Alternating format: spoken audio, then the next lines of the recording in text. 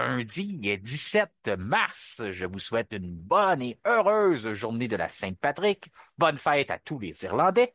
Mon nom est Martin Simon, Simon avec un C, et il me fait plaisir de vous souhaiter la bienvenue à un autre épisode du F1 Podcast. Aujourd'hui, c'est le retour sur le Grand Prix d'Australie 2025, le premier Grand Prix de la saison qui se déroulait du côté du circuit d'Albert Park à Melbourne. Mais avant, j'aimerais vous rappeler que cet épisode est une présentation de Descoeurs Incorporé, un véritable leader dans le domaine des escaliers au Québec, que ce soit pour l'installation ou la vente de matériel. Descoeurs Incorporé vous offre un service humain et sur mesure. Maintenant, nous sommes fin prêts à commencer sur le week-end de course en débutant par la journée de samedi.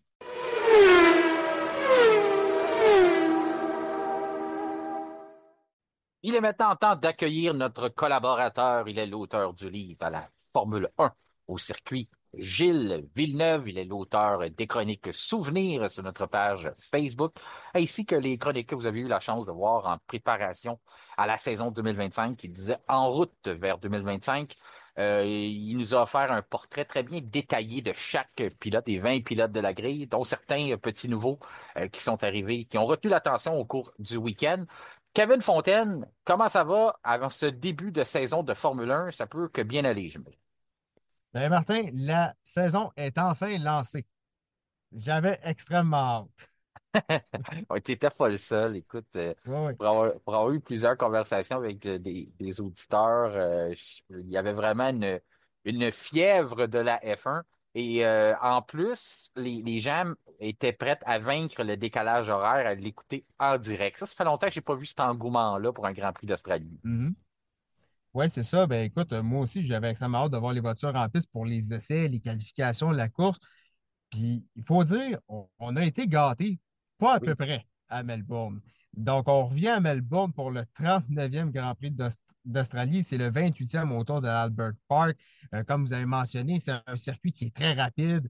C'est une piste qui évolue au fur et à mesure que le week-end progresse et qui ne permet pas l'erreur comme on a vu depuis vendredi. Oui, exactement. Toujours un circuit aussi, comme qu'on dit, qui est pas très utilisé, pratiquement Mhm. pas utilisé dans une saison. Donc, un peu comme Montréal, mais c'est une piste qui est de l'évolution constante tout au long du week-end. Mais les premières journées, ça donne des moments assez complexes, là. Ça donne des maux de tête aux pilotes d'essayer de composer non seulement avec de la vitesse, bâtir notre fenêtre de performance, mais aussi être capable d'esquiver les murs qui sont très près et les petits pièges, là. Une piste qui est très piégeuse. On attendait de la pluie en plus pour dimanche, on l'a eu.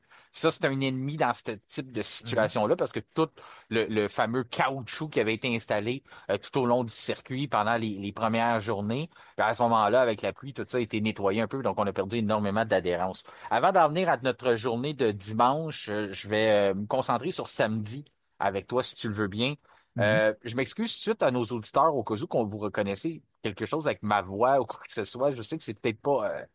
j'ai un début de rhume ou de fièvre ou je sais pas quoi. J'essaie de composer avec ça. C'est un peu, vraiment, l'horaire du Grand Prix d'Australie. Il va falloir que je réussisse à survivre ça parce qu'on en a deux autres qui s'en viennent avec un décalage horaire un peu. Puis hier, j'ai décidé de vivre la course, mais la course dans tous ses côtés, là. J'ai décidé d'aller au Centre Bell dans une soirée. Là, la foule était vraiment électrisante. Donc, ça a été une soirée. J'ai vécu la course aux séries de nos Canadiens pour après ça vivre la première course de la saison. Donc, peut-être que j'ai manqué un peu de sommeil. Donc, mon corps est en train de combattre ça. Mais j'essaie de pas tousser puis de me retenir le plus possible de passer au travers tout ça. La journée de samedi, je m'en attendais, on l'a mentionné avec François Goulet dans notre épisode de vendredi, votre guide pour Australie 2025. Ce qu'on mentionnait, c'est que normalement, c'est un circuit qui donne des très bonnes séances de qualification, très techniques, Mhm. pas beaucoup de place à l'erreur. Chaque petit détail sont très importants sur un circuit comme celui d'Albert Park. On n'a pas été déçus. En tout cas, de mon côté, j'ai trouvé que la séance de qualification nous a donné un très bon spectacle et promet pour le reste de la saison, là. Ben oui, vraiment un très beau spectacle qu'on a eu en Australie à Melbourne. Donc, c'est la 10e position de tête d'un certain Lando Norris à bord de sa McLaren. Il a rejoint Jochen Rindt, champion en 1970 à ce chapitre-là, Martin, avec un temps de 1:15,096. Donc, il bat le record du tour de l'année passée de presque une seconde. Donc, c'est Mhm. quand même assez impressionnant là, quand on regarde ça. Et puis, tout de suite en arrière de lui, ben, c'est Oscar Piastri, c'est son coéquipier qui se qualifie à 84 millième de Norris, et Verstappen troisième, un petit peu plus de troisième, ce qui prouve que la McLaren est décidément la voiture à battre sur un tour lancé. C'est, pour la petite statistique, c'est le 67e doublé de McLaren en qualification. On avait des doutes, peut-être que pas tout le monde. Moi, j'en avais dans le sens que je disais, ah, peut-être que McLaren, on est prêt à concéder cette saison un peu de temps en qualification pour avoir encore une meilleure voiture de course. Pas qu'on en Mhm. avait une pas très bonne l'année dernière en côté course, là. Je pense que ça se faisait pas de mal autant le samedi que le dimanche. C'est quelque chose qu'on pouvait peut-être penser avec les séances de Célib. Ah, on fait peut-être un compromis sur la performance. Évidemment, c'est pas le cas, pas en tout. La Mhm. voiture est, en tout cas, on l'a vu aussi bonne un samedi qu'un dimanche. Côté monter la température dans les gommes, on a vu qu'elle était capable de le faire de façon très rapide. Australie n'est pas un circuit qui est reconnu pour ça. Il n'y a pas si longtemps que ça. C'est sûr que c'était des situations un peu plus froides, mais je me rappelle d'une séance de qualification l'année dernière et l'année d'avant où on essayait de faire 2 tours lancés pour être capable de monter les gommes en température et faire un temps compétitif. Du côté de la McLaren, on a vu que ça répondait très vite. Puis ça, normalement, c'est des bonnes nouvelles en qualification. Et si on est capable de contrôler ces pneus-là qui montent en température de façon rapide, mais de ne jamais y aller de façon excessive et de toujours les maintenir dans la même plage de température, ben, c'est très encourageant pour la saison du côté Mhm. de l'équipe Orange Papaye. Ce qui m'a surpris, c'est Ferrari qui n'est pas là du tout. Moi, j'avais mis Charles Leclerc. Je pensais que Charles ferait les troubles fêtes et irait chercher cette fameuse première pole-là. C'est un circuit normalement où ce qui répond bien en Australie. Il semblait en très grande forme. Et c'est plutôt Max Verstappen où ce que certains n'attendaient plus du tout. J'avais vu énormément de rumeurs, beaucoup de difficultés chez Red Bull. On dit la voiture est pas là. Et vendredi, j'apportais des commentaires de Helmut Marko. Docteur Marko, pour moi, c'est toujours important ce qu'il dit parce que la transparence dans son cas, des fois, on peut lui reprocher. Là. Des fois, peut-être qu'on aimerait ça du côté de Red Mhm. Bull, ses patrons, qui sont un peu moins transparents. Mais c'est quelqu'un qui l'est quand même beaucoup. Puis il avait mentionné, ah, l'objectif de la fin de semaine, c'est un podium, pas plus. Donc, on nous avait quand même positionné dans le fait comme, ah, on s'attend à être pas si loin que ça non plus de la première position si on s'attend à finir troisième dimanche. Et de le voir troisième derrière les deux McLaren, tu le disais, l'écart quand même, c'est 3 dixièmes, c'est quand même beaucoup. Mais est-ce que tu as quand même été surpris de le voir là et de voir les Ferrari un peu plus absents?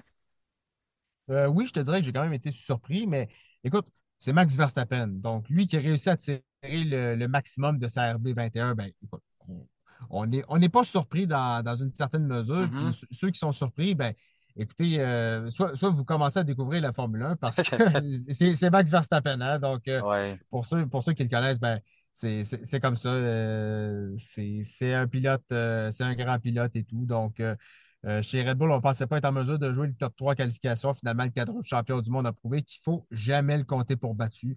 Donc, sur ce, bravo encore au pilote néerlandais qui se montre encore une fois très coriace. Parce qu'on a vu que Red Bull a décidément trouvé quelque chose dans Mhm. la journée de vendredi à samedi, donc dans la soirée. Tout ce travail-là en usine qui se fait, les communications, les données qu'on envoie, le travail en simulation. Verstappen est aussi un pilote qui aide en faisant de la simulation, que ce soit dans son motorhome, sa roulotte motorisée là, de course, des fois il va aller là-dedans, ou sinon il y a une façon d'avoir accès à des simulateurs pour continuer de recueillir des données durant la soirée.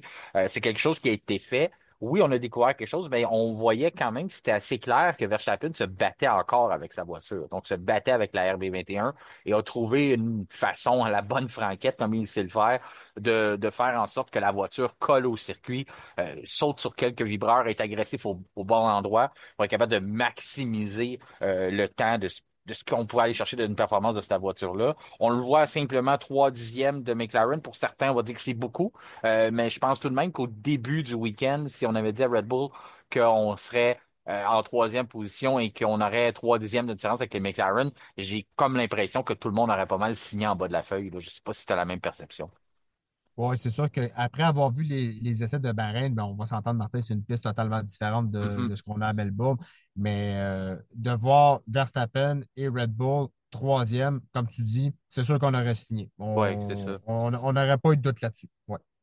Russell, quatrième. Ça, Mhm. les Mercedes, vendredi, c'était moins encourageant. Mais en même temps, si on regarde l'année dernière, on avait souvent des bons vendredis. Puis après ça, le samedi, on tombait un peu absent ou sinon le dimanche, souvent c'était le cas.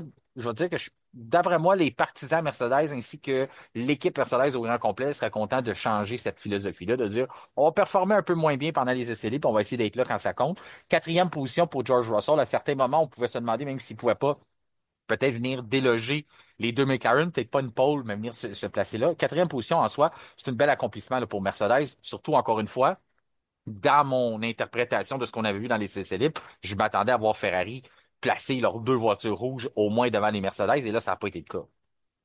Non, ça n'a pas été le cas. Et Russell, dans toutes les séances de qualification, donc Q1, Q2, Q3, Russell n'est jamais sorti du top 4.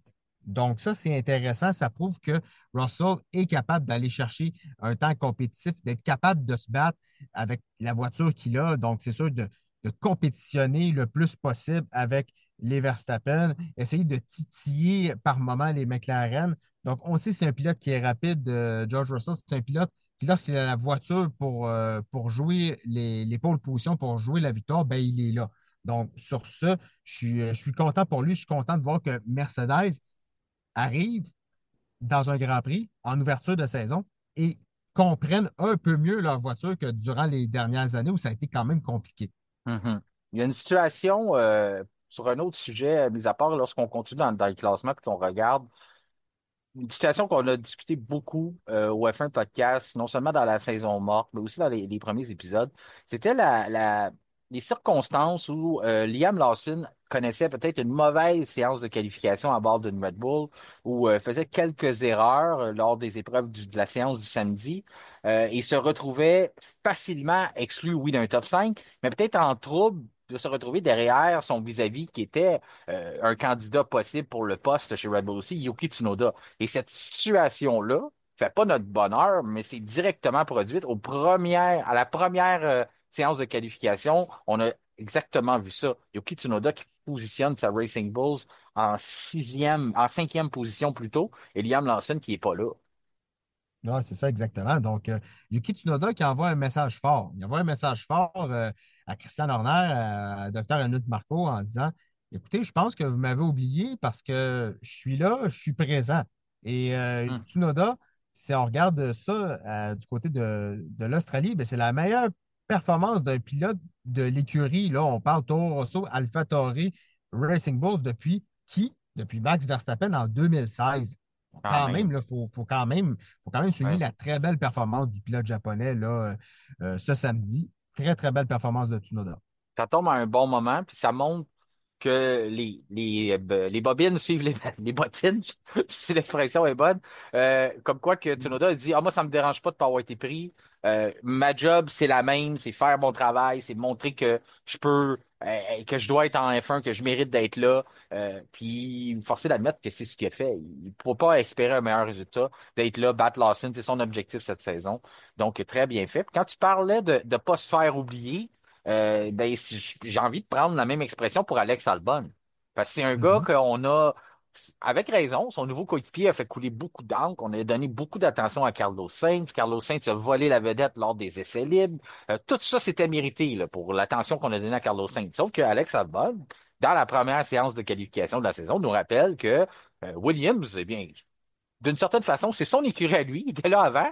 Puis c'est lui qui fait des sacrifices pour cette équipe-là depuis déjà plusieurs saisons. Il n'a pas toujours eu, ou je dirais, il n'y a jamais eu un bon coéquipier vraiment pour lui mettre de la pression. Peut-être un peu Colapinto la saison dernière, mais il y avait quand même des petites erreurs dans le jeu de Colapinto. Donc de voir Alex Albon bien répondre et se qualifier sixième avec sa Williams, j'imagine que ça a fait sourire lui, ça a fait sourire sa famille. Mais toi aussi, de ton côté, je sais qu'on attendait beaucoup Sainz, donc de voir Albon bien performer et nous montrer là, ce qu'il sait faire. Ça aussi, j'ai trouvé ça intéressant. Ben oui, c'est intéressant. Puis c'est solide pour Williams qui prouve que la FW47 est bien née. Puis ça, c'est important aussi parce que c'est pour montrer que les essais de Bahreïn ne sont pas le fruit du hasard. Donc ça, c'est vraiment bon pour Albon de dire, de faire passer un petit message subtil à Carlos Sainz, de dire, non, non, écarte-moi pas, ne me mets pas de côté parce que je suis là depuis quand même depuis quelques saisons. Puis tu vas voir que je vais te donner un petit peu plus de fil à retordre que ce que tu peux le croire. Donc là-dessus, bravo à Albon, c'est une très belle performance. Très, très beau début, en tout cas le samedi pour le pilote thaïlandais. Donc, super qualification pour Albon. Là, c'est là que ça se gâte. OK? Depuis tantôt, je tourne autour du pot, j'ai emmené le sujet à quelques reprises. Ouais. Tu l'as vu venir, tu l'as évité, tu l'as Ouais. repoussé, tu as décidé qu'on reparlait d'autres choses, mais là, t'as pas le choix. Là. Tu peux plus te sauver. On est rendu à ça. Là. Septième position, les Ferrari, Ouais. Leclerc et Hamilton huitième. Comment t'as vécu ça, là, cette situation-là? Parce que j'imagine, là, je suis pas le seul surpris. Là. Moi, je les voyais vraiment mieux placés que ça. Comme j'ai dit, j'ai mis Leclerc en pole position. Ouais. Leclerc est seulement septième. Écoute, oui, déçu d'une certaine façon. Est-ce que je m'attendais à ce que Ferrari joue la pole? Je- pour être bien franc, je pense pas. Je les voyais pas jouer la pole, mais je les attendais dans le top 5. Au Mhm. moins Leclerc dans le top 5, je te dirais franchement, Martin. Mais on semblait déçus chez les Rouges de cette performance-là et de celle Oui. de Lewis Hamilton. Donc, c'est ça. Donc, Hamilton tout juste derrière en huitième position, à deux dixièmes de Leclerc. Ferrari s'est montré performante face au McLaren dans les essais libres. En Q1 et Q2, Leclerc était dans le top 5. Et malheureusement pour lui, en Q3, ben, il s'est fait surprendre par une Racing Bulls et une Williams. Donc, Oui. c'est pour dire que ça n'a pas bien fonctionné. Hamilton, lui qui a admis avoir étudié les trajectoires de Charles Leclerc en qualification, il a pris confiance à bord de la SF25, plus il avançait au cours du week-end. Ça, c'est important pour lui, parce que c'est sûr qu'après autant d'années dans une écurie, en l'occurrence Mercedes, quand tu arrives dans un nouvel environnement, dans ton premier week-end de course, même si tu es un vétéran, ça demande un certain temps d'adaptation aussi. Mhm. Donc, pour ça, oui, certaines déceptions dans le cas de Ferrari, moi aussi, je dirais Martin, oui. Mais moi, si j'avais à motiver Lewis Hamilton, puis il n'y a pas besoin de moi, là, on s'entend. Là. Mhm.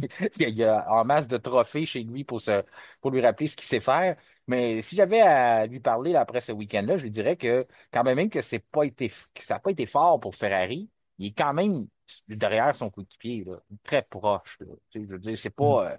Oui, il y a une différence de. On va le voir, je vais vous dire ça ici. C'est deux dixièmes quand même de seconde, sauf que ça reste qui est quand même la position directement à l'arrière. Donc, ça montre que c'est la Ferrari, c'est pas nécessairement lui. Si lui avait été huitième, par exemple, et on avait vu Charles Leclerc en deuxième position, ben là, à ce moment-là, on aurait pu trouver ça un peu démotivant pour Lewis Hamilton. Ouais, Ensuite, c'est sûr. j'attire ton attention là-dessus aussi, même si juste une information que on sait qu'il n'y a pas d'évolution moteur en F1 puis que les moteurs sont gelés depuis longtemps puis tout ça, mais quand tu regardes ça, là, tu dis Norris, Piastri, moteur Mercedes, Verstappen, moteur Honda, Red Bull Powertrain, Russell, moteur Mercedes, Tsunoda, moteur Red Bull Powertrain, Honda. Après ça, Albon, Mercedes, Leclerc, moteur Ferrari, Hamilton, Ferrari, Gasly, Renault et Sainz, moteur Mercedes. Donc, beaucoup de Mercedes dans le top 10, pas beaucoup de moteurs Mhm. Ferrari parce que Az n'est pas là. Puis Stack non plus, pas là dans le week-end. Donc, je sais pas si ça change de quoi pour la saison. S'il y a, il y a quelque chose qu'on a essayé de faire avec les moteurs sur les réglages, là, pas sur des évolutions, mais on a vu que c'est pas nécessairement au Grand Prix d'Australie, ça n'a pas été une grande force, ceux qui étaient propulsés par des moteurs italiens. Ensuite, Leclerc, Hamilton, Gasly, neuvième. On a pris où ce qu'on avait laissé, j'ai envie de dire, du côté de Gasly, mais aussi du côté d'Alpine, de au moins continuer de mettre une voiture dans le top 10. Oui, au moins. Donc, bravo sur cette performance de Gasly. Est-ce que je m'attendais à un top 10 de Gasly? Peut-être. C'est un pilote qui est capable de le faire. C'est un pilote qui est capable de saisir des opportunités, de prouver qu'il a une belle pointe de vitesse, Martin. Il nous l'a prouvé à plusieurs occasions. Donc, bravo. Bravo à Pierre Gasly. C'est sûr qu'il y a eu il y a eu des surprises dans la séance de qualification. C'est sûr que certains pilotes auraient dû être plus hauts. On va s'entendre. Donc, quand même, Gasly a pu profiter de ça. Et Carlos Sainz, qui complète le top 10 à bord de la Williams. Et première fois depuis 2015 que les deux Williams sont en Q3 en Australie. Mhm. Ça fait un petit moment de ça, là. C'est sûr, quand on met des Nicolas Latifi, Logan Sargent, c'est pas Et ouais. évident.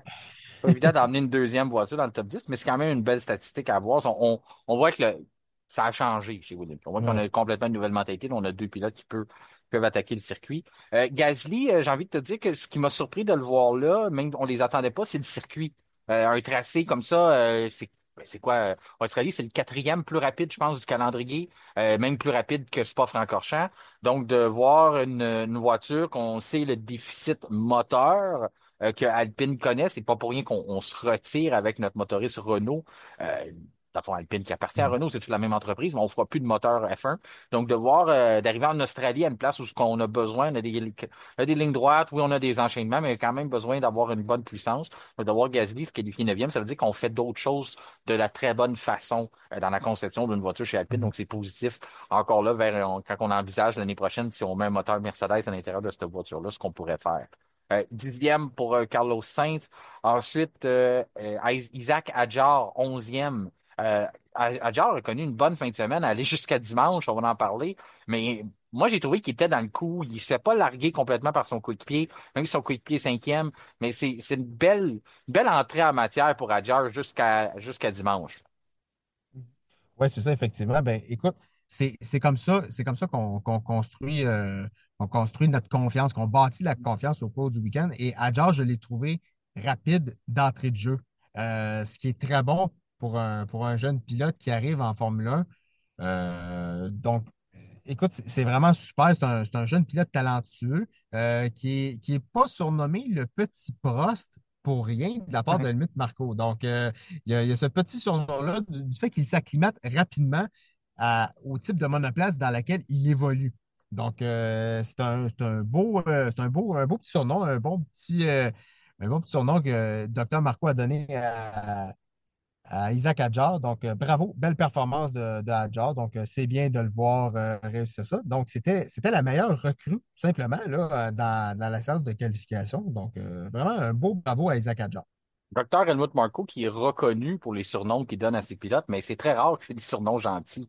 Donc, du côté d'Adjar, Ouais. de se faire nommer le petit pros, là, je pense que le petit professeur, je pense que en venant de la part de Docteur Helmut Marko, il va apprécier le fait que c'est pas autre chose parce qu'il a déjà été plus créatif et beaucoup plus croustillant Mhm. dans des surnoms qu'il trouvait à certains pilotes. Fernando Alonso, 12e, 13e pour Lance Stroll. C'est pas évident, Aston Martin. On bâtit pas trop d'attentes dans cette saison-là. Il y a quand même eu du positif dimanche, on va en venir. Mais 12e, 13e pour les Aston Martin, c'est vraiment pas souhaité. Jack Doohan, 14e. Encore là, Doohan, dans l'ensemble, c'était un bon week-end, j'ai trouvé. Il y a beaucoup de pression, il était chez lui. 14e en qualification. C'est pas l'idéal, mais encore là, on comprend que c'est une intégration à la Formule 1. C'est seulement son deuxième Grand Prix. Ensuite, 15e pour Bortoletto. Lui aussi, on parle d'intégration. 15e, de sortir de la Q1 avec une voiture Stack Sauber à ton premier Grand Prix en Australie. J'ai trouvé que c'était une très belle performance de Bortoletto. Oui, vraiment très, très belle performance à bord d'une Sauber qui a surpris pas mal tout le monde, je dirais. Euh, il devance un pilote Mercedes, Kimi Andrea Kimi Antonelli. Antonelli, Ouais. oui. Son coéquipier Nico Hülkenberg, qui pourtant est considéré comme un très bon pilote au niveau des qualifications. Donc, bravo. Si on continue la liste, on descend un petit peu plus bas. Liam Lawson en grande difficulté avec le 18e temps seulement. Manqué de roulage en essai libre 3. Il n'est jamais parvenu à réaliser un tour propre en Q1. Christian Horner a demandé qu'on lui laisse le temps de s'adapter à cette voiture. Mais écoute, Martin, c'est des heures de déjà-vu d'un pilote mexicain. Donc, c'est dommage, mais c'est pas l'idéal de commencer la saison comme ça, malheureusement, pour Lawson. Ouais, puis à l'image de Sergio Perez, il était 18e en qualification, mais il était pas au bout de ses peines dans la journée du dimanche non Non, plus. c'est ça. Donc ça, c'est pas l'idéal pour Liam Lawson, mais encore là, on le prend en considération. C'est un pilote qui est très jeune, seulement Mhm. 11 Grands Prix d'expérience. C'était son 12e au cours du week-end. Donc, c'est pas facile, un circuit qu'il connaissait pas. Puis on fait pas ça pour Non. lui trouver des excuses, on fait juste les choses pour mettre en relation les faits. Là. Dans le fond, on comprend tout c'est quoi le dossier au complet de Liam Lawson. Puis ça, c'est les vraies choses. Là. Comme quoi que la première fois qu'il se présente en Australie, s'habitue à conduire la voiture, manquer de temps d'essai libre, comme tu le mentionnais. Donc, tout ça, c'est des facteurs qui sont pas l'idéal, mais c'est sûr que pour l'instant, l'échange Perez ou Lawson, on est au même niveau. La seule chose qu'on a, c'est qu'on a de la Mhm. jeunesse, puis on a peut-être plus de confiance en ce que Lawson peut s'améliorer, que l'autre avait de l'expérience, puis l'expérience, ça semblait pas suffisant pour s'en sortir. Là. Mais c'est sûr qu'il y a énormément de partisans mexicains qui se sont réjouis du week-end de Liam Lawson. Ensuite, mais nous autres ici, on souhaite pas de mal à un jeune pilote. On souhaite pas de mal à aucun Non. pilote, nous autres. C'est sûr que c'est toujours dommage de voir ça. Il serait le premier à vous dire qu'il aurait aimé un meilleur week-end, mais au moins il y en a un la semaine prochaine pour se reprendre. Du côté de Ocon, 15e, ça va pas super bien pour Az. On, sais, on n'a pas voulu prendre ça trop au sérieux, les séances d'essai libre. On est allé aussi avec les communiqués d'Ayao Komatsu, directeur de l'écurie, les commentaires d'Esteban Ocon, euh, Oliver Burman, la même chose, comme quoi notre voiture était correcte, c'était juste une question de faire les bons tests. On est allé plus, on s'est concentré plus sur des tours en course plutôt que des tours en qualification. Donc, on avait toute cette histoire-là. Moi, j'ai acheté ça. Je dis, ben oui, peut-être qu'on n'a pas tant de problèmes que ça chez As. Mais là, forcé d'admettre qu'il est temps qu'on se réveille, là. Il est temps qu'on se réveille, et puis, parce que si on ne se réveille pas, la saison va être longue. Ben, La c'est saison ça. va être très longue chez Haas et malheureusement, c'est ça, Ocon, 19e, Bearman qui a connu depuis vendredi la misère à n'en plus finir. Donc, Mhm. ça prouve que la Haas a beaucoup de pain sur la planche en ce début de saison 2025. Donc, écoute, en Q1, Esteban Ocon pointait à 1,2 secondes du meilleur temps de Lando Norris. Donc, écoute, c'est loin, là. C'est quand même assez dommage pour Ocon qui rejoint le chapitre Haas. Donc, en espérant que ça allait pour le mieux pour le pilote français et pour Bearman également. En tout cas, on était d'accord sur une chose, peu importe tout ce qui est arrivé durant les séances de qualification. On était d'accord pour dire, une fois que c'était terminé, qu'on avait hâte au lendemain, qu'on avait hâte à la course. Est-ce qu'on en avait appris plus? Peut-être, mais en même temps, on avait encore beaucoup de points d'interrogation et ça promettait beaucoup là, pour le Grand Prix de dimanche. Et voilà justement à quoi qu'on va en venir. On va passer justement la journée de dimanche.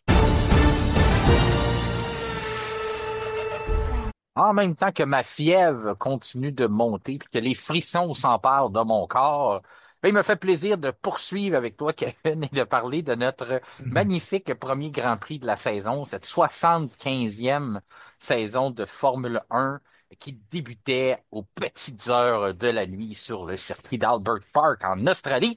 Et ça n'a pas déçu. Moi, j'étais un peu dans les vapeurs de début de grippe puis de fatigue. J'ai regardé ça puis j'ai trouvé que c'était un bon spectacle. Mais là, pour ça, quand j'ai vu les gens sur Internet, les commentaires, j'ai vu que c'était unanime, là. Tout le monde était vraiment content. Tout le monde a apprécié ce Grand Prix-là. Moi, je suis un amateur de stratégie dans le domaine des courses. Puis ça, j'ai pas été déçu. Il y en avait de la stratégie. Puis même à un moment donné, c'était dur à suivre parce qu'il y avait plusieurs décisions à prendre. Il y avait plusieurs circonstances de course. Il fallait être, disons, très alerte du côté des écuries. Avant qu'on se lance dans le classement, qu'on parle de qui a gagné, toutes ces choses-là, on va parler de ceux qui ont moins bien performé un peu. Ça a commencé très tôt là, dans cette journée-là. Il y avait eu de la pluie en Formule 2. Toi, tu m'as envoyé un message pour dire que le Grand Prix de Formule 2 avait été annulé. Là, on se doutait qu'il Mhm. se préparait peut-être quelque chose pour la F1, mais qu'on aurait un Grand Prix, mais qu'ils vont commencer dans des circonstances mouillées. Là, moi, j'avais dit vendredi que je souhaitais qu'on ait de la pluie, mais de la pluie pendant la course, qu'on ait un départ arrêté dans le sec. Puis après ça, qu'on ait ça pour changer un peu les stratégies. Finalement, ça n'a pas déçu, ça a bousculé un peu tout le monde. Mais ça a commencé, disons que ça a mal commencé pour un jeune, plusieurs jeunes, là, disons, leur baptême. On va commencer par Adjar. Tiens. Adjar, dans le Mhm. tour de chauffe, perte de contrôle de la voiture et ça s'est terminé pour lui. Il semblait démoli, le pauvre. Ouais. Démoli, dévasté. Écoute, les termes, on peut tous les Ouais. énumérer. Ah, je me Euh, rappelle pas avoir vu ça. À part Philippe Massa quand il a perdu son titre de champion du monde, là, qui a ouais. cassé en morceaux, puis tu sais, il venait de perdre un titre, mais d'avoir vu un pilote à son premier Grand Prix, à son premier tour de chauffe, terminé comme ça, disons que c'était triste de le voir comme ça, là, à Jar. Il était inconsolable. Ouais, c'est dommage. Puis en plus que le pilote Isaac Hadjar a été, on l'a vu se faire consoler par Anthony Hamilton, le papa de Oui, ça, c'était un Lewis. beau geste, oui. Ouais, une belle scène remplie d'empathie, un beau geste de la part de M. Hamilton, vu à quel point Lewis est le pilote préféré de Isaac Hadjar. Donc, c'est c'est dommage, malheureusement, c'est comme on dit, c'est le métier qui rentre.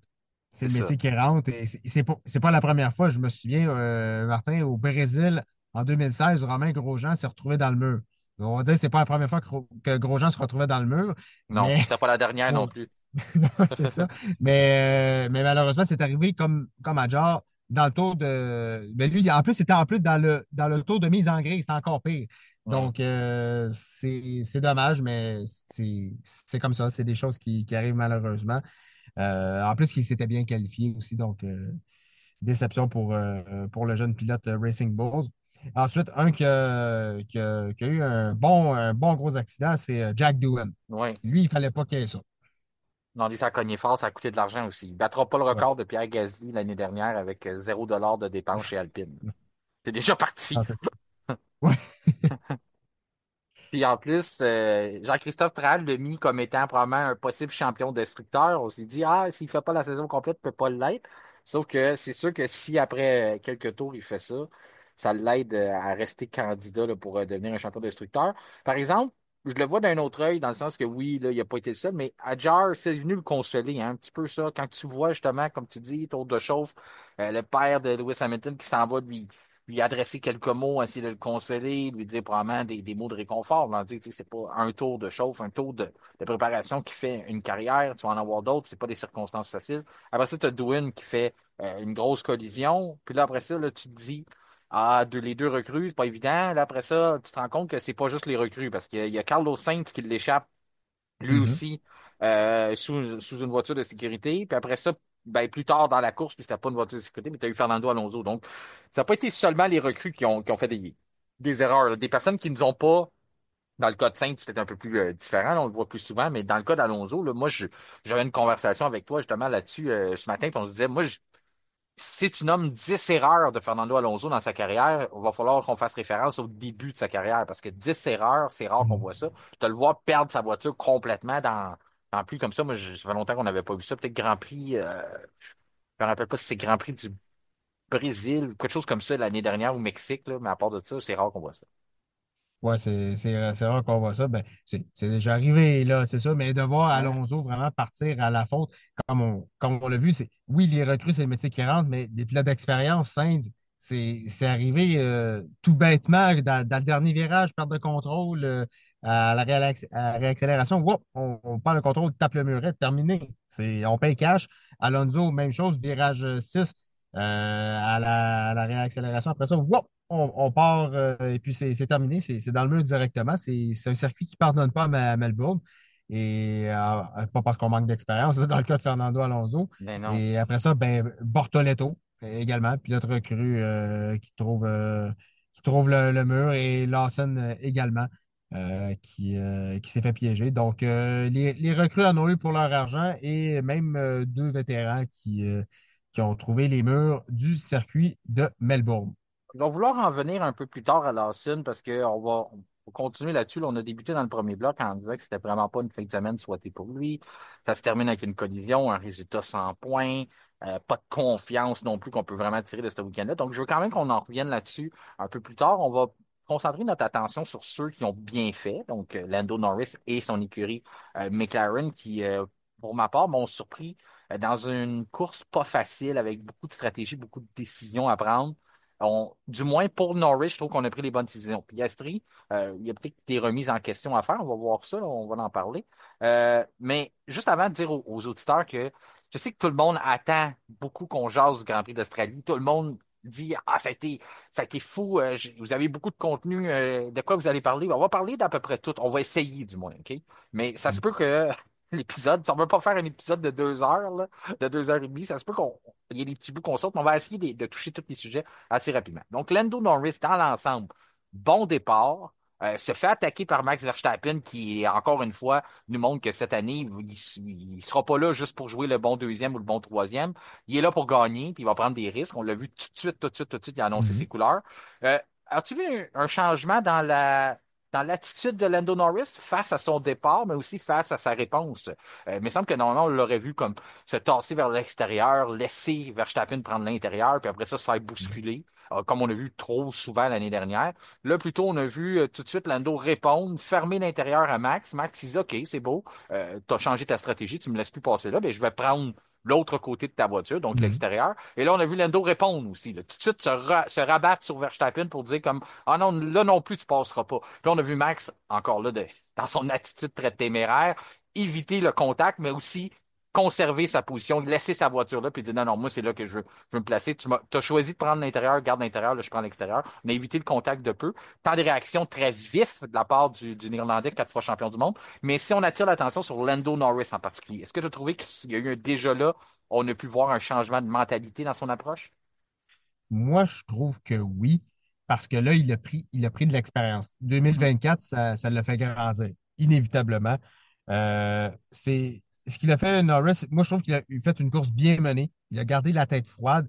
Et ça, c'est important de ne pas stresser dans ces Mhm. conditions-là, car c'est très piégeux. Oui. La piste était humide, elle était grasse aussi. Et Norris a repris, où il l'a laissé en fin de saison l'année passée. Et c'est comme ça qu'il s'est imposé. Je l'ai trouvé à l'aise, beaucoup plus en confiance, malgré qu'il y ait eu une petite escapade hors piste Oui. avec son coéquipier Piastri au 44e tour. Ça aurait pu coûter cher. Ça aurait pu coûter cher, mais il s'en est bien sorti, contrairement à son coéquipier. Voilà. Donc, oui, j'ai trouvé que Norris a eu un changement de mentalité, mais c'est ça, je le trouvais beaucoup plus confiant. Je le trouvais beaucoup plus à l'aise, notamment dans ses commentaires avec son ingénieur de course, dans les communications. Je trouvais il était beaucoup plus en confiance. Même dans ses relances aussi, j'ai trouvé qu'il a Oui, mieux géré aussi, les oui. relances. C'est quelque chose qui n'avait pas beaucoup d'expérience l'année dernière, puis souvent il prenait des drôles de décisions, il se mettait dans le trouble. Euh, il ne maîtrise pas encore à la hauteur d'un Max Verstappen pour relancer et réussir à se sauver. Mais on voyait quand même qu'il était capable de bâtir un écart et de maximiser la relance pour la mettre la plus favorable pour lui, là. Ça, j'ai trouvé ça correct. Je veux saluer aussi le travail de l'écurie. Je l'ai dit dans le cas de Lando Norris, je pense que il y avait énormément d'erreurs, de pièges du niveau stratégique qu'on pouvait faire du côté de McLaren. Même situation pour tous les écuries. Lorsqu'on est dans la pluie, on n'est plus dans la pluie, on a une voiture de sécurité. Là, on se dit, est-ce qu'on prend cette opportunité-là, mais c'est pas encore assez sec. Donc, on se fie beaucoup à ce que le pilote nous donne, mais on se fie aussi à ce qu'on voit sur nos ordinateurs. Donc, je suis persuadé là, que tout le département stratégique de McLaren, tous ceux qui sont impliqués de près ou de loin avec l'écurie, dans des circonstances de course, étaient exténués après le Grand Prix. Fatigués, Mhm. fatigués, parce qu'il y a des milliers de scénarios qui ont été utilisés tout au long de la course. Ça, j'ai trouvé qu'on a bien réagi. C'était un point que je signalais vendredi, que je voulais voir McLaren, comment on allait répondre avec cette fameuse cible-là maintenant, en étant champion constructeur. Et Lando Norris a aussi la cible. À défaut d'avoir remporté le championnat des pilotes la saison dernière, on le voit comme un possible favori au trône cette année. Donc, il doit répondre et il l'a bien fait. Il a bien répondu. Même chose pour McLaren. Où est-ce que ça s'est gâté, je trouve, du côté de McLaren? C'est la décision qu'on a prise avec Piastri à un moment donné de. Piastri était clairement le pilote le plus rapide en piste. Puis on lui a demandé de lever le pied. On lui a demandé de ne pas attaquer Lando Mhm. Norris. Je ne sais pas comment tu as vu cette situation-là. Est-ce que tu trouvais que c'était justifié de la part de McLaren ou encore là, on voit déjà qu'on a beau prôner la règle orange papaye, mais ça, ça vient un peu de la fiction, ça, dans la situation où on est cette année, là. Écoute, j'ai trouvé ça dommage parce qu'en même temps, dans les commentaires de Zach Brown qui était là sur place, Oui. je l'avais entendu parler, puis il disait on les laisse courser. On les Mhm. laisse courser. On les laisse courser, mais après ça, ou juste avant, je peux dire, on dit garde ton rang, Oscar, tu sais. Ouais. Mais c'est j'ai j'ai trouvé ça un peu dommage. Puis on l'a vu dans la réaction de Piastri à la radio. Il dit, OK, je suis plus rapide, mais OK. Avec Ouais. tout son flegme pragmatique, Oscar Piastri. Donc, j'ai trouvé ça dommage et tout parce que Piastri était peut-être en mesure de. Et s'il n'était pas en mesure de rattraper Norris et de le dépasser, il signait un podium. Il signait un podium, mais comme on sait, les circonstances de course en ont décidé autrement. Ben, c'est justement, c'est là que je vais en venir où on dit, ah, ils sont libres de courser, il n'y a rien qui a changé. C'est ce qu'on a dit tout le long du week-end. Mhm. Que le fait qu'on se bat pour un titre cette année, qu'on a deux pilotes qui ont la possibilité d'être champions des pilotes, peuvent se faire la bagarre, mais il ne suffit qu'une vingtaine, une trentaine de tours pour qu'on dise déjà des directives de dire ah non, attaque pas ton coéquipier. Moi, ça me va, là. Je comprends qu'il y a une logique derrière ça. C'est pas des circonstances faciles, tout ça. Sauf que d'un côté, je trouve on danse des deux côtés, là. On dit OK, non, ils peuvent se battre. Puis là, à la fin, on dit comme après une coupe de tour, ah, c'est beau. Tu sais, vous êtes libre de courser. Ouais, mais t'as tout cassé son rythme. Mhm. Tu sais, un, tu y as joué dans la tête en te disant, ah non, tu peux pas attaquer. Là, lui, il se pose des questions. Pourquoi j'attaque pas déjà? On est au début de la saison. Puis après ça, tout d'un coup, OK, c'est beau, là, tu peux y aller. Là, il se pose un peu des questions. Il dit, pourquoi tu m'as fait ralentir? Pourquoi tu m'as gâché mon momentum? Finalement, il est arrivé une erreur plus tard. Est-ce que Ouais. c'est trop exagéré de dire que l'erreur peut être en lien avec cette décision-là? Oui, je le sais qu'on c'était des circonstances où qu'une erreur peut arriver aussi, mais est-ce que tu penses que ça a un lien avec ça? Euh, Écoute, difficile à dire parce que la pluie, je pense du moment où la pluie est arrivée dans le dernier secteur, Mhm. et là, même Norris et Piastri se sont retrouvés hors trajectoire.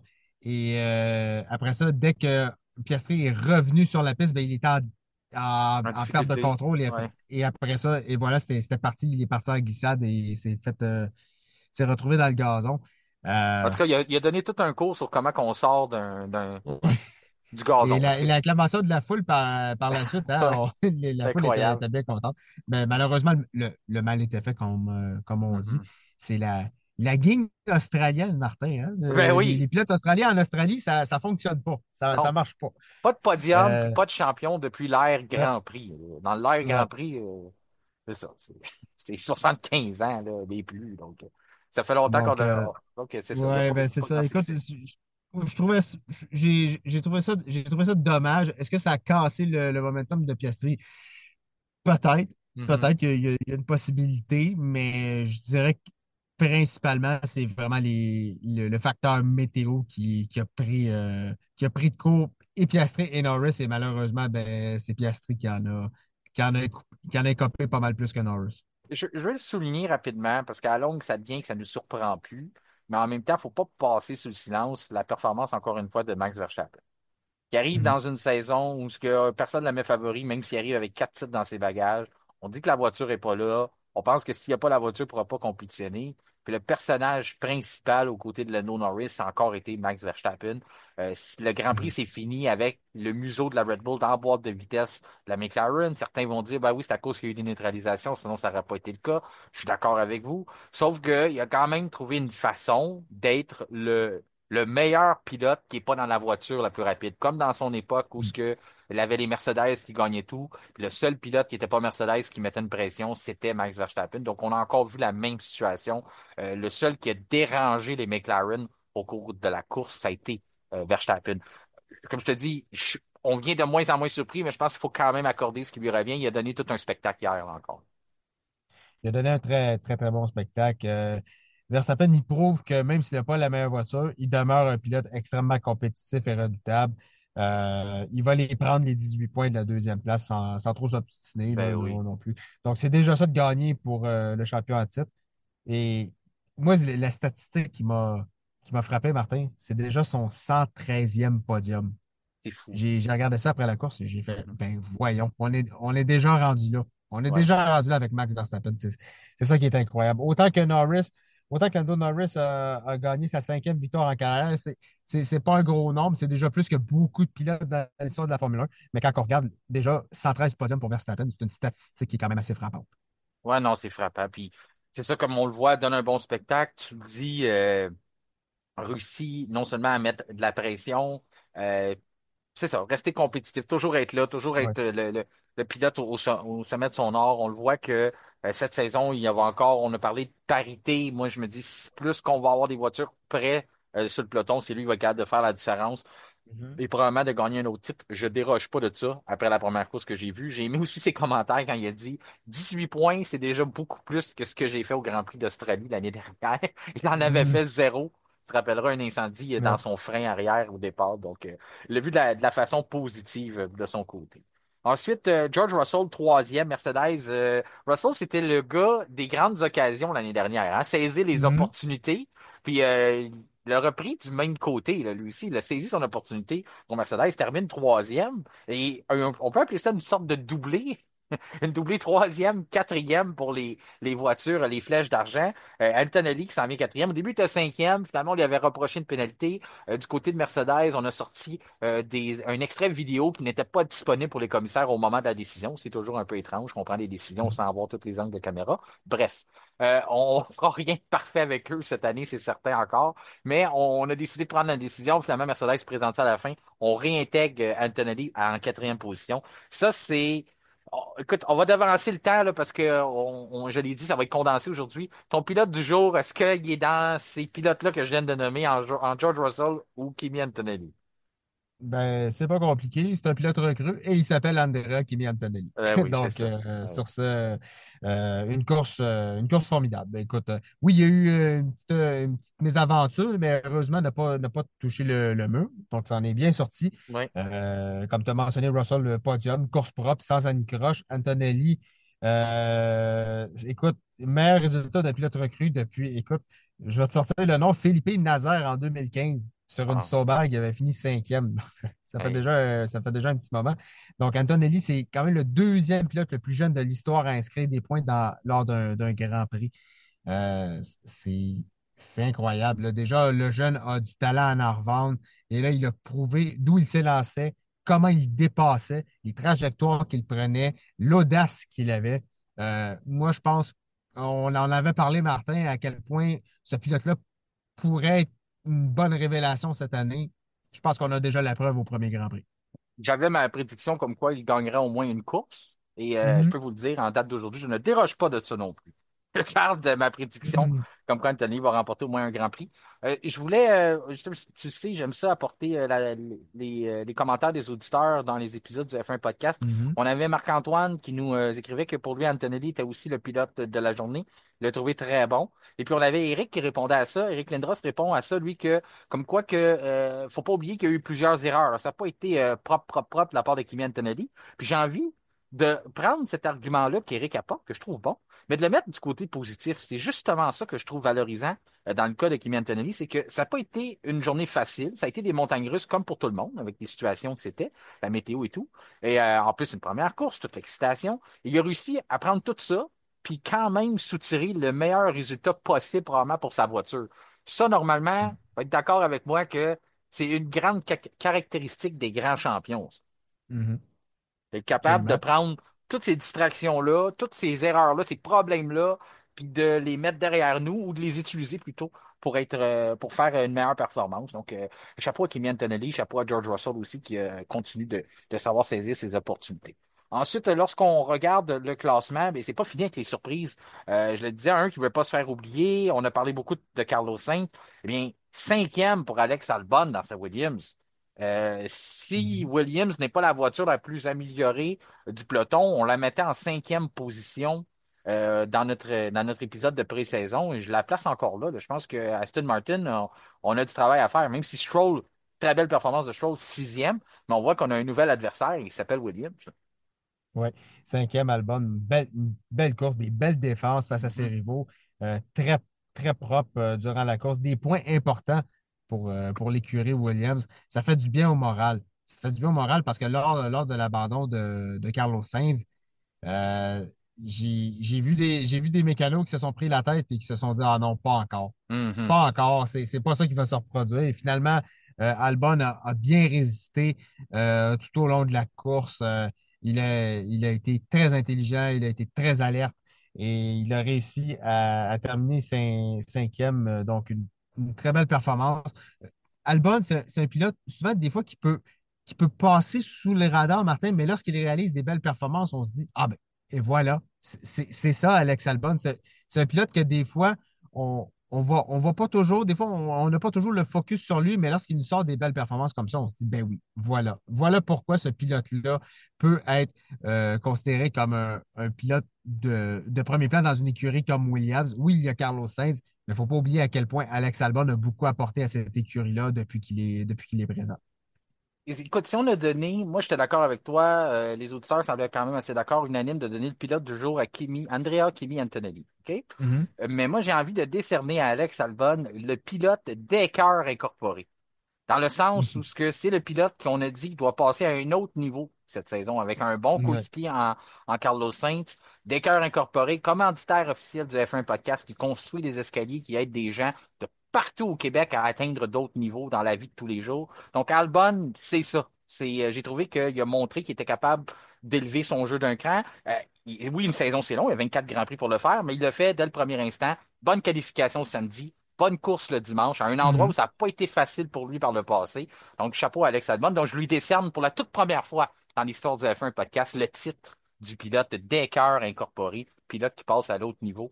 Ensuite, pour continuer avec ça, j'ai Lance Stroll, on aurait pu aussi lui décerner un titre. Il est encore tôt pour Lance. Il nous a habitués à Mhm. des bons moments puis des moins bons par après, sauf que dans la pluie, dernier épisode dans la pluie pour Lance Stroll, c'était au Brésil, quelque chose qu'on essaye de tout oublier, cauchemar complet, qui avait été se rendre s'auto-prisonnier dans un bac à gravier. Il avait carrément, c'était un suicide de Grand Prix qu'il avait fait, Lance Stroll, cette journée-là. Mhm. Donc à ce moment-là, sixième aujourd'hui, je trouve que c'est très, très bien fait, très belle course. Aston Martin, je l'avais placé cinquième, moi, dans mon classement avant Mhm. que la course commence. Est-ce que c'est des résidus de ma grippe, de mon rhume qui attaquait mon cerveau, mon jugement? Mais j'avais vu que Stroll pourrait connaître une bonne course à cause de ces situations-là. Je pensais que justement, il voudrait remonter, montrer qu'il était un bon pilote sous la pluie. Donc, il l'a bien fait. Sixième, bonne réponse de la part de Lance Stroll. Euh, Est-ce que tu vas être prononcé sur Stroll ou tu veux que j'en vienne tout de suite au pilote qui ne change pas, peu importe la couleur de la voiture, se retrouve toujours au même endroit sur la grille, c'est-à-dire septième ou huitième en Nico Hülkenberg? Ouais. Ben, écoute, la soir, ça pourrait être le prix Advil pour soulager tes maux, Martin. Sinon, je te dirais une Ouais, course Advil bien n'est toujours pas réalisée. un commanditaire du Non, non, F1 non, Podcast. effectivement. Mais écoute, une course bien, bien menée pour Lance Stroll. Moi, c'est ça que je veux voir de Lance Stroll. C'est ça que je veux voir. C'est opportuniste, réfléchi, qui ne commet pas d'erreur. On l'a pas beaucoup vu durant la course, mais il s'est très bien débrouillé, puis c'est un beau résultat pour Aston Martin. Mhm. Donc, ça, c'est ça qu'il faut voir plus souvent de Lance Stroll. C'est de la régularité. C'est d'être capable que quand il y a des faits de course qui font en sorte que les pilotes de devant ne sont plus là, il faut saisir l'opportunité. Et c'est Mhm. aussi ce qu'a fait Nico Hülkenberg, qui s'est lancé 17e, si ma mémoire est bonne, termine 10 places plus haut et signe un super résultat pour l'écurie Sauber. Il prouve qu'on peut toujours compter sur lui pour aller chercher des points importants. Et vu le niveau de compétitivité de la C45, ben, c'est un résultat formidable dans une course à rebondissement comme celle-là. Il place une voiture avec une motorisation Ferrari Mhm. devant les deux Ferrari. Ouais. Si je t'avais dit ça, là, OK? Mettons dans nos prédictions folles, la Mhm. voiture avec la motorisation Ferrari qui va signer le plus de points dans le premier Grand Prix de la saison, ça va être une stack Sauber. Qu'est-ce que t'aurais dit? T'aurais dit, Martin, va te coucher, tu fais de la fièvre? Ou t'aurais dit, Il Martin, on va il y a des reprendre fortes possession chances. du F1 podcast. On va t'enlever ton podcast, tu le mérites plus. Écoute, j'aurais acheté un 649 ou un Lotomax, mais écoute, Oui. c'est incroyable. C'est incroyable de voir ça quand même quand on se dit que Sauber réussit à terminer devant Ferrari à ce chapitre-là. C'est quand même assez loufoque. Puis quand on regarde tout ça, Ah, ben c'est incroyable. Leclerc huitième, Ferrari a tenté un pari stratégique en ne faisant pas arrêter ses pilotes lors de l'averse dans le dernier tiers du Grand Prix. Ça a coûté cher car les deux voitures roulaient très difficilement sur une piste qui était détrempée. Ils ont dû s'arrêter quelques tours plus tard et là, ils ont jeté dans le classement, inévitablement. Donc, voilà, dommage pour Ferrari parce qu'on a tenté un pari puis ça n'a pas fonctionné. Là, je vais pas rassurer personne, puis je me ferai pas d'amis dans les tifosi en pointant le fait que Hülkenberg a terminé derrière les deux voitures rouges. Ça, c'est sûr que ça a mal commencé. Mais je veux aussi dire que je sais que c'est facile de faire il a encore fait une erreur de stratégie, on s'est trompé dans nos stratégies, on n'est pas bon. Malheureusement, si c'était seulement ça le problème, ça serait pas le fun. Mais on dirait, bah, c'est le même problème qui se répète, faut le corriger, on a des erreurs stratégiques. Sauf que je pense que le problème est beaucoup plus gros que ça. C'est pas simplement des mauvaises stratégies qu'on a faites, là. La voiture répond pas. Oui, c'est le Grand Prix d'Australie. Là, on va le prendre en positif de dire que, mais normalement, elle répondait bien. On a modifié les choses sur la Ferrari. Donc, peut-être qu'on a changé les caractéristiques. L'ADN fera plus nécessairement en Australie, mais va faire à d'autres places et ça va être plus payant au cours d'une saison. Peut-être. On le sait, on le dit plein de fois. C'est pas le Grand Prix d'Australie qui va nous apprendre bien des choses. Normalement, on a l'expression qu'on dit, excusez-moi l'expression, mais anglophone, c'est le premier Grand Prix de la saison, c'est where the bullshit stop, là, où ce que whatever, la merde en boule arrête. C'est là que ça finit, là. On commence à jouer des vraies parties, des vrais games. On met plus, il y a plus de scénario, il y a plus de cachette. On a vraiment les performances qui sont démontrées. Oui, les caractéristiques d'Australie font que on peut pas reproduire ça et dire ça sur 24 courses. Sauf que, il y a vraiment quelque chose qui clochait plus haut que le niveau des stratégies dans les deux voitures Ferrari, dans les SF25.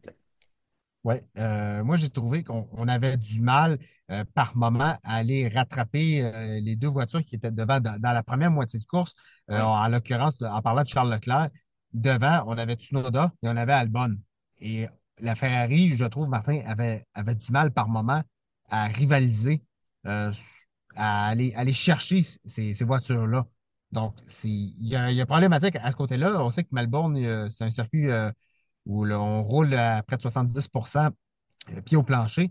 Donc là, quand on regarde ça, on se dit, ouais, ça va pas très, très bien. Là, oui, on était dans des conditions on n'était pas en piste sèche, on était en piste humide, mais quand même, je me dis, il y a matière à faire mieux, là. C'est quand même la Scuderia Ben Ferrari, c'est oui. une voiture du haut de peloton et on a du mal à aller chercher ces deux voitures-là qui vont se battre, grosso modo, pour, on va dire, le sixième, cinquième, sixième, voire septième rang au championnat des constructeurs. Dans le meilleur des mondes, cinquième.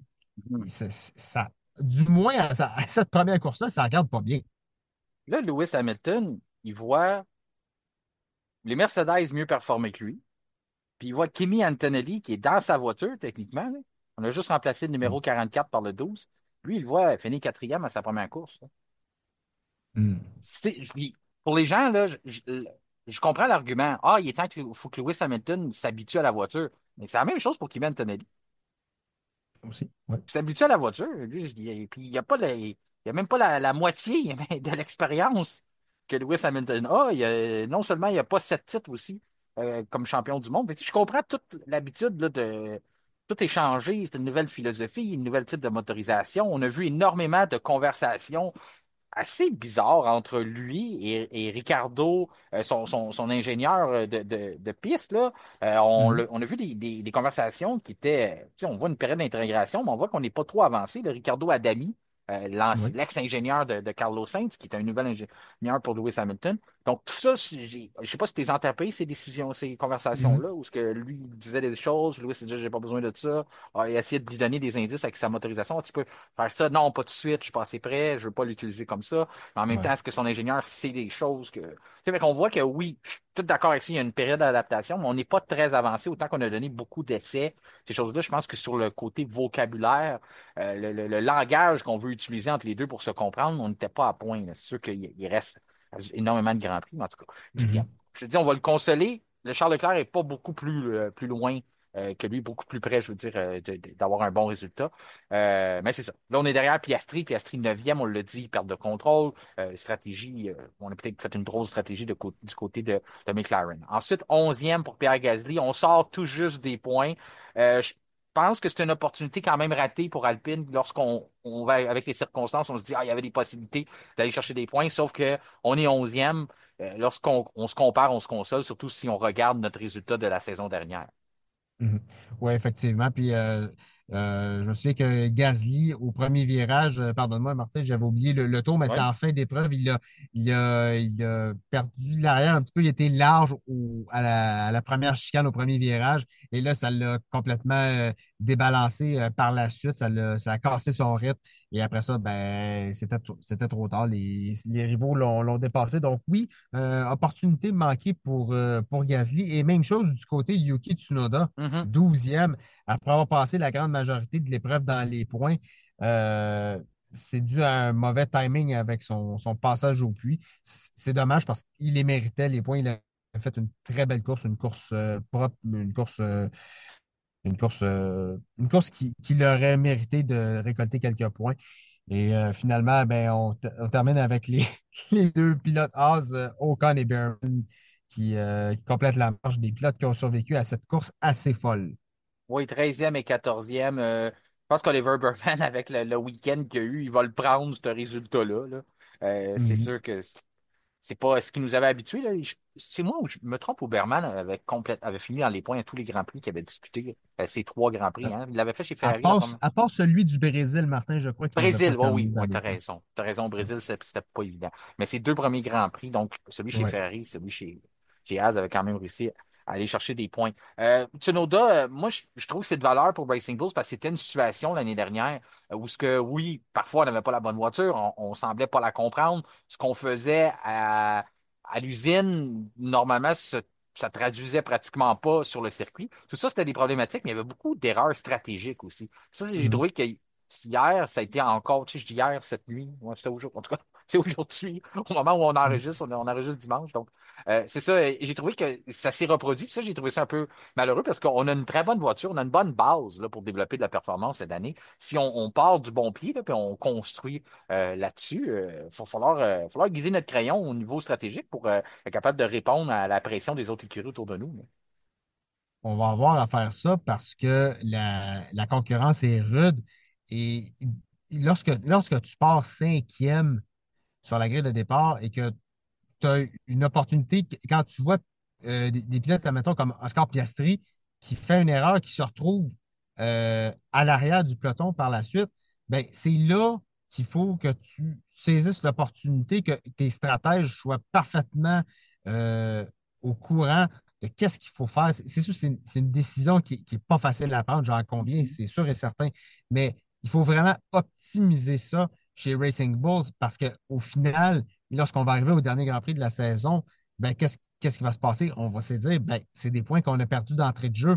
C'est des points en Australie qu'on s'est dit, ben, motadine de bine, on était, on était en bonne posture pour inscrire des points, puis on y est pas parvenu.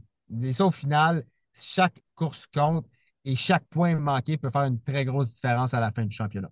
Oui, exactement. Surtout qu'on on a un pilote recru qui participait pas au Grand Prix à cause des circonstances qu'on a nommées en Isaac Hadjar. Donc, on avait une opportunité avec notre vétéran Tsunoda de saisir des points précieux. Finalement, on se ramasse que on laisse tomber, on sort de là avec zéro. Oui, il reste 23 courses, mais quand même, comme tu dis, l'opportunité, lorsqu'on dresse un bilan, ce qui s'est produit, c'est quand même quelque chose c'est un résultat qu'on a échappé. J'ai envie de te demander en terminant, oui, d'habitude, on a l'habitude de faire pilote du jour. Là, ça a été fait. On a même rajouté un pilote d'écœur incorporé aussi. Mais là, j'ai envie de te demander, dans les forces en présence, est-ce que tu considères encore Ferrari comme la deuxième meilleure voiture du peloton ou après seulement un Grand Prix, même si on n'a pas arrêté de répéter que c'est pas assez pour tirer des conclusions, on va falloir attendre, les caractéristiques sont différentes, je l'ai dit souvent. Mais est-ce que tu es prête à rechanger ou à bouleverser un peu la hiérarchie sur l'état des forces en F1 présentement? Du moins, moi, je le fais après le premier Grand Prix. Je pense que je peux plus laisser Ferrari deuxième dans la meilleure voiture. Toi, de ton côté, est-ce que tu attends un petit peu? Euh, Moi, j'attendrai un petit peu. Je vais pouvoir juger, je te dirais, Martin, après, rendu, mettons, un petit peu avant le Grand Prix du Canada, admettons, Ouais, je laisse quand Miami, même là. du temps et tout, là, Mhm. mais je me stresse pas tout de suite, mais il y a matière à se poser des questions. Ben moi, il n'y a pas de. Je veux pas sonner l'alarme, même si depuis le départ, je pense que les tifosi font que non, il n'est pas le fun, lui, aujourd'hui. Mais ce que je veux dire, c'est je veux être réaliste, dans le sens que c'est un circuit de vitesse, c'est un circuit de moteur. Mm, Normalement, une Ferrari, c'est mm, fort. Tu sais, puis le seul point, je me dis, peut-être qu'on a vraiment changé l'ADN de la voiture. Oui, on a changé la géométrie des suspensions. Oui, ça change la réponse à plein de façons. Ça change même la façon de conduire une voiture. Tout ça, je ouais. suis tout d'accord avec ça. Sauf que j'ai trouvé que c'était encore les bons vieux réflexes. Un, oui, les erreurs stratégiques, mais aussi le fait qu'on trouve de la performance dans la voiture, puis à un moment donné, on perd ça d'une séance à une autre. Mm, Puis même des fois, comme tu l'as dit, c'est même pas d'une séance à une autre, c'est de Q2 à Q3. Que tout d'un coup, il mhm. n'y a plus rien de C'est vrai. pareil. Donc, je trouve ça, en tout cas, ça m'inquiète, mais j'espère que Ferrari va bien répondre à la prochaine course, va bien répondre en Chine, parce qu'on a besoin de Ferrari pour un bon spectacle cette année. Il y a un moment, ils vont revenir, sauf que j'aimerais ça que le début de la saison, Ferrari soit là aussi pour faire une compétition. Tu sais, qu'on on soit pas obligé d'attendre rien contre ta prédiction, mais j'ai pas envie d'attendre jusqu'au Grand Prix du Canada pour voir Ferrari se réveiller. Là. C'est sûr qu'on ne veut pas attendre aussi longtemps que ça. C'est sûr qu'avec deux pilotes talentueux comme ils ont, on veut les voir performer d'entrée de jeu. C'est Mhm. c'est normal. Il y a la pression aussi de toute la nation italienne, de tous les tifosi dans le monde entier. Donc, moi, je veux dire, on paranoïe pas tout de suite, mais il y a matière quand même à se poser des sérieuses questions Ouais. sur le rythme de la Scuderia après ce Grand Prix-là.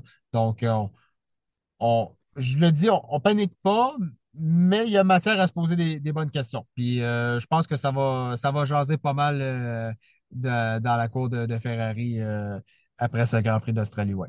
Ouais, disons que c'est ça. Il y a des grosses réunions là, qui se font Ouais. dans ce déplacement-là vers la Chine. Ben, la bonne nouvelle, c'est que ça commence bientôt. On est très occupé. Mhm. Oui, on commence la saison d'F1, mais on a plusieurs grands prix de coller. Donc, on va déjà se revoir la semaine prochaine, mon cher Kevin. Mhm. D'ici là, je vais te souhaiter une belle semaine. Merci beaucoup d'avoir été avec nous pour cette première fois qu'on faisait Mhm. l'étude sur le retour d'un Grand Prix, là, qu'on faisait cet épisode-là cette année. Ça a été un plaisir comme à l'habitude, mais j'ai l'impression que c'était comme si c'était hier qu'on l'avait fait, notre dernière course à Abu Dhabi. Donc, bien Ouais. content d'être de retour et de t'avoir avec nous. Ben, ça me fait plaisir, Martin. Et juste pour la petite statistique, Lando Norris, c'est la première fois qu'il prend les commandes d'un championnat de sa carrière. Et Wow. Max Verstappen cède donc la première place au championnat des pilotes pour la première fois depuis quand? Depuis l'Espagne 2022. Certains diront que c'est une vague d'espoir. Ouais, Bon, ben, je te laisse sur ces statistiques. Attention à toi, Kevin, passe une belle semaine. merci. Au plaisir, Martin. Bye bye. C'est ce qui conclut notre épisode du lundi 17 mars. Notre prochain rendez-vous sera vendredi prochain en marge des séances d'essais libres du Grand Prix de Chine.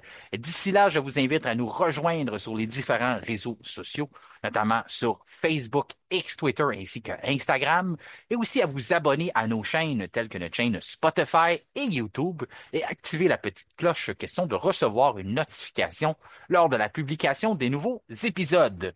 Je vous invite aussi à nous soumettre vos commentaires par l'entremise aussi de Spotify, Facebook, YouTube. Vous pouvez aussi nous écrire par Messenger ou à notre adresse courriel f1podcast en un mot en commercial gmail.com. Mon nom est Martin Simon, Simon avec un C. Je vous remercie de faire confiance au F1 Podcast et je vous souhaite une excellente semaine.